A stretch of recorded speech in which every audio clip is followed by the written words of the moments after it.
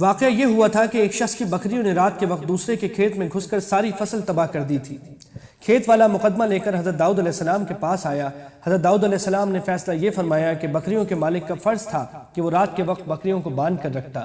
اور چونکہ اس کی غلطی سے کھیت والے کا نقصان ہوا، اس لیے بکری والا اپنی اتنی بکریاں کھیت والے کو دے جو قیمت میں تباہ ہونے والی فصل کے برابر ہو۔ یہ فیصلہ عین شریعت کے مطابق تھا، لیکن جب یہ لوگ باہر نکلنے لگے تو دروازے پر حضرت سلیمان علیہ السلام نے ان سے پوچھا کہ میرے والد نے کیا فیصلہ کیا ہے۔ انہوں نے بتا دیا تو حضرت سلیمان علیہ السلام نے فرمایا کہ میرے ذہن میں ایک اور صورت آ رہی ہے جس میں دونوں کا فائدہ ہے۔ حضرت داؤد علیہ السلام نے ان کی یہ بات سن لی تو انہیں بلا کر پوچھا کہ وہ کیا صورت ہے۔